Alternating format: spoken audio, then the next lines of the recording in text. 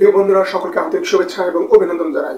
আজকে আমি আপনাদের সাথে আলোচনা করব ট্যাক্স আইডেন্টিফিকেশন নাম্বার কখন বাতিল করা যায়, কিভাবে বাতিল করা যায় এবং ইনকাম ট্যাক্স অথরিটিও যে কোনো সময় আপনার বা কোন সময়ে আপনার টিন নাম্বার বাতিল করতে পারে এবং এই বাতিল করার ডিটেল প্রসিডিউরটা কি এবং এই ট্যাক্স আইডেন্টিফিকেশন নাম্বার বাতিল করা বলতে আসলে আয়কর কর্তৃপক্ষে কি বোঝায় ইত্যাদি বিষয় নিয়ে আমি আপনাদের সাথে এই ভিডিওতে একদম পুঙ্খানুপুঙ্খানুভাবে বিস্তারিত আলোচনা করব।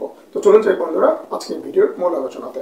তো প্রথমে আমরা জেনে নিই আসলে টিন নাম্বারটা কি। টিন মানে আমরা জানি ট্যাক্স আইডেন্টিফিকেশন নাম্বার।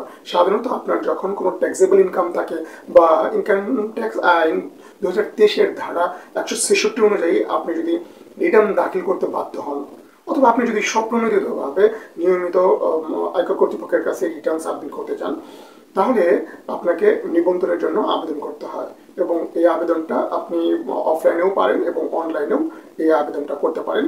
আপনি যখন ইনকাম ট্যাক্স পেয়ার হিসেবে নিবন্ধনের জন্য আবেদন করবেন তখন আবেদনটা যাচাই বাছাই করার পর গ্র্যান্টেড হওয়ার পরে আপনাকে income tax authority income tax payer হিসেবে আপনাকে নিবন্ধিত করে নেয় এবং এই নিবন্ধনের এগেনস্টে তারা একটা নাম্বার দেয়। এই নাম্বারটাকেই বলা হয়ে থাকে টিন বা ট্যাক্স আইডেন্টিফিকেশনের নাম্বার। পরবর্তীতে এই আয়কর কর্তৃপক্ষের দেওয়া এই বা টিন বা ইনকাম বা ট্যাক্স আইডেন্টিফিকেশন নাম্বার এগেনস্টে আপনাকে নিয়মিত ট্যাক্স দিতে হয় বা আয়কর কর্তৃপক্ষের কাছে রিটার্ন সাবমিট করতে হয়। তো যে কোনো মানুষের ইনকাম কিন্তু আসলে সবসময় সেম থাকে না। কারো কারো হয়তো যে কোনোভাবে তার ইনকাম কমে যেতে পারে, যে তাদের ট্যাক্সেবল লিমিটের কম হতে পারে, অথবা আপনি যদি ভলেন্টারিভাবে রিটার্ন সাবমিট করেন হয়তো একটা সময় গিয়ে আপনি আর নাও দিতে পারেন। আবার অনেকেই আমাদের ইনকাম ট্যাক্স যে এক্সিস্টিং আইনটা রয়েছে এই আইনের 264 নাম্বার ধারা অনুযায়ী 45টা সার্ভিসের কথা বলা হয়েছে।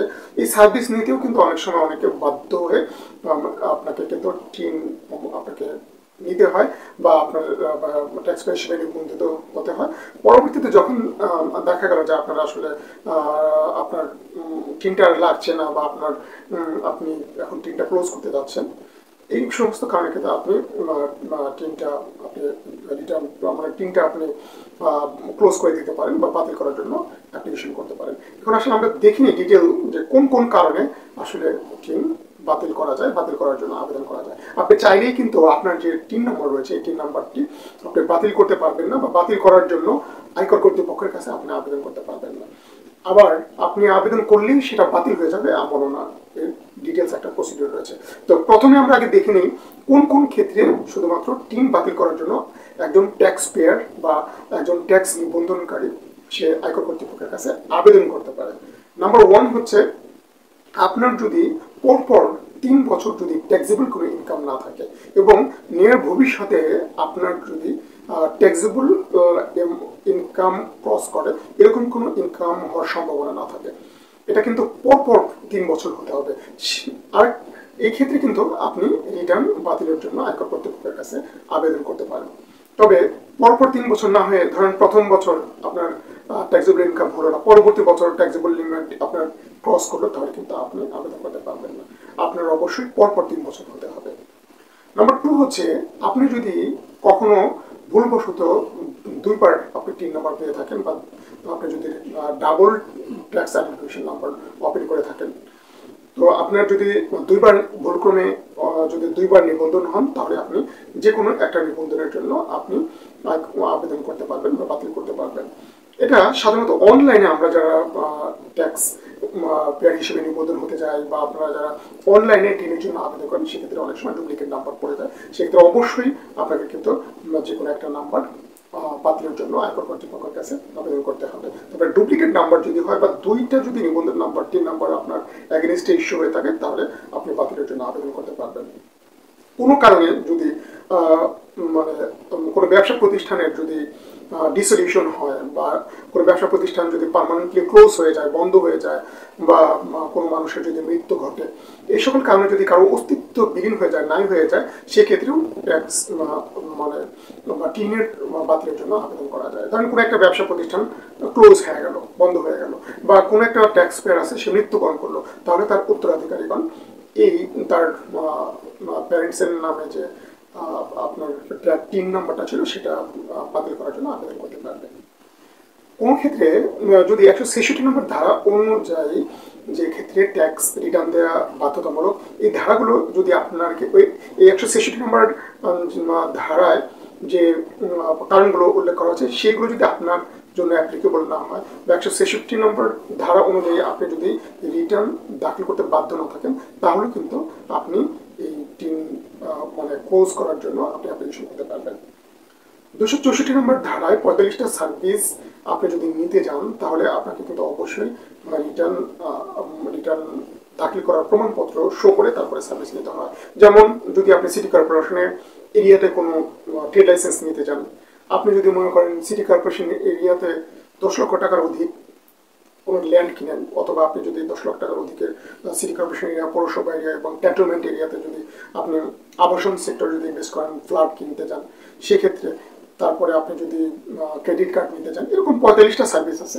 এই সার্ভিসগুলোর যদি আপনি না নিতে চান এবং 264 নম্বর ধারায় যে রুলসগুলো বলা হয়েছে এটা যদি আপনার ক্ষেত্রে যদি অ্যাপ্লিকেবল না হয়, তাহলেও আপনি মানে বাতিলের জন্য আপনি আয়কর কর্তৃপক্ষের কাছে আবেদন করতে পারবেন। কোনো ব্যক্তি বা প্রতিষ্ঠানের যদি আইনগত কোনো মর্যাদার পরিবর্তন হয়, ধরেন কোনো একটা অংশীদারি ব্যবসা, সেটা যদি কোনো কোম্পানি ফর্ম করে এবং তার নাম যদি চেঞ্জ হয়, সেক্ষেত্রে তার একটা লিগাল স্ট্যাটাস চেঞ্জ হলো, সেক্ষেত্রে তারা টিন অ্যাবলিশনের জন্য বা বাতিলের জন্য তারা অ্যাপ্লাই করতে পারে। এরকম কোনো ব্যক্তি যদি তার নাম চেঞ্জ করে, অনেক সময় কোনো আমরা দেখি অ্যাফিডেভিটের মাধ্যমে অনেকে নাম চেঞ্জ করে, ধরেন তার নাম ছিল এক্স, এখন সেটা আইনগত ঘোষণা দিয়ে এটাকে ওয়াই সে করতে যাচ্ছে। এটা অনেক ক্ষেত্রেই হতে পারে। কেউ ধরেন ধর্মান্তরিত হওয়ার কারণে তার নাম চেঞ্জ হতে পারে, সেক্ষেত্রেও কিন্তু তার সে এক্সিস্টিং নাম্বার বাতিল করে সে নতুন সে ওপেন করতে পারে। তবে আইনগত যদি কারো মর্যাদা, আইনগত কোনো যদি তার স্ট্যাটাসের কোনো চেঞ্জ হয়, তাহলে টিনের জন্য টিন বাতিলের জন্য আবেদন করা যায়।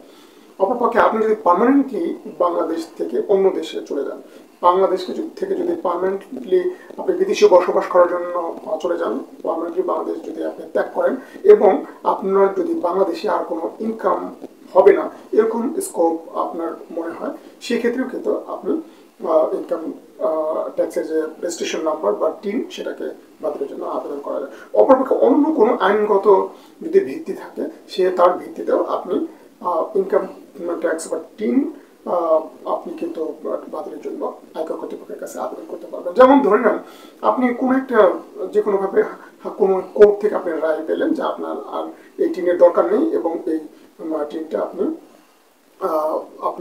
বাতিল করতে পারবেন, এরকম একটা আদালত আপনাকে অ্যাপ্রুভ দিল, সেই অ্যাপ্রুভের কপি দেখে আপনি কিন্তু এটা মানে আপনার টিন বাতিলের জন্য আবেদন করতে পারবেন।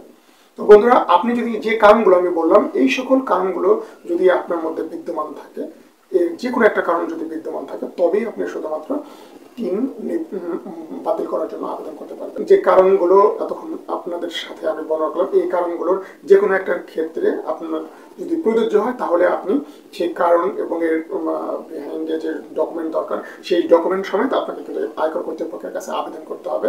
আয়কর কর্তৃপক্ষ আপনার প্রদত্ত যে অ্যাপ্লিকেশন, সেটা তারা যাচাই বাছাই করে জাস্টিফাই করবে এবং তারা যদি জাস্টিফাই করে তারাও যদি ভাবে যে আসলে আপনার এটা বাতিল করা দরকার, তাহলে শুধুমাত্র আপনার এই টিনটা তারা বাতিল করবে। তবে তার আগে আয়কর কর্তৃপক্ষ কয়েকটা জিনিস বিবেচনা করে। যেমন আপনি যখন কোনো টিন বাতিল করবেন, তখন এই অ্যাপ্লিকেশনটা পাওয়ার পরে ইনকাম ট্যাক্স অথরিটি দেখবে যে আপনার নামে কোনো বকেয়া ইনকাম ট্যাক্স আছে কিনা, মানে আপনার কোনো বকেয়া কর আছে কিনা আপনার এগেনস্টে, এবং কর নির্ধারণের কোনো নিষ্পত্তাধীন কোনো বিষয় আপনার কাছে আছে কিনা। এবং 3 নম্বরে তারা দেখবে যে আয়কর রিলেটেড যে কোনো ফর্মে আপনার নামে নিষ্পত্তাধীন কোনো মামলা আছে কিনা। এই তিনটার যদি যে কোনো একটা ইস্যু আপনার ক্ষেত্রে বিদ্যমান থাকে, তাহলে উপরের যে কারণগুলো বললাম, এই সমস্ত কারণ প্রযোজ্য হওয়া সত্ত্বেও আপনার টিন কিন্তু বাতিল হবে না। তো এই 3টে প্রসিডিউর যদি আপনার ক্ষেত্রে না থাকে, তাহলে আয়কর কর্তৃপক্ষ আপনার এটাকে টেম্পোরারি বেসিসে আপনার এই টিনটাকে ডরমিন করে দেয় বা এটাকে আসলে রিটার্ন দাখিলের অনুপযুক্ত করে দেয়, এবং এটাকে আসলে বলা হয়ে থাকে টিন বাতিলকরণ বা টিন অ্যাবলিশন। এখানে একটা জিনিস মনে রাখা ভালো, আপনার টিনটা যদি আয়কর কর্তৃপক্ষ যথাযথ নিয়মে বাতিল করেও দেয়, তার মানে এই না যে আপনি পূর্বে যত তথ্য আপনি ট্যাক্স অথরিটিকে দিয়েছেন, এই সব তথ্য তারা মুছে দেবে এবং এই সব ডকুমেন্ট আপনাকে ফেরত দেবে। আসলে বিষয়টা তা না। টিন বাতিল করা মানে বোঝায় যে আপনি যখন অ্যাপ্লাই করেছেন সেটা আয়কর কর্তৃপক্ষ গ্রহণ করার পর থেকে আপনাকে আর রিটার্ন দিতে হবে না, আপনাকে আপনার এই টিনটা আর কার্যকারী নেই। তবে পরবর্তীতে আপনি যদি কখনো আপনার যদি ট্যাক্সেবল ইনকাম হয় এবং আইনগতভাবে আপনি যদি ট্যাক্স বা রিটার্ন দিতে বাধ্য থাকেন, তাহলে আপনাকে আবার টিন খুলে নতুন টিন খুলে তারপরে আপনাকে কিন্তু আবার রিটার্ন যথাযথ সাবমিট করতে হবে। টিন বাতিল করা মানে আসলে হচ্ছে যে পার্মানেন্টলি আপনার সব ডাটা, আপনার পূর্বের সব রেকর্ড ইত্যাদি আসলে ইনকাম ট্যাক্স অথরিটির কাছ থেকে মুছে ফেলা বা সেগুলো ধ্বংস করা না। টিন বাতিল করা মানে হচ্ছে মানে সাময়িক সময়ের জন্য বা আপনি যখন অ্যাপ্লাই করলেন এবং সেই অ্যাপ্লিকেশনটা গ্রহণ করার পর থেকে আপনার আর রিটার্ন দাখিল করতে হবে না, বা এই আপনার এই টিন নাম্বারটাকে এটাকে ডরমেন্ট করে দেওয়া, অকেজো করে দেওয়া। ওকে, কিন্তু এর এগেইনস্টে আপনার পার্সোনাল তথ্য, আপনার অন্যান্য সকল তথ্য রিটার্ন দেয়া বা এটা মুছে ফেলা নয়। ওকে, তো বন্ধুরা, আশা করি আপনারা বুঝতে পেরেছেন যে টিন বাতিল করা বলতে কি বোঝায় আর টিন বাতিল করার কোন কোন ক্ষেত্রে করা যায় বা টিন বাতিল করার ডিটেল প্রসিডিউরটা কি। পরবর্তী ভিডিও দেখার আমন্ত্রণ জানিয়ে আজকের মতো এখানে বিদায় নিচ্ছি। আল্লাহ হাফেজ।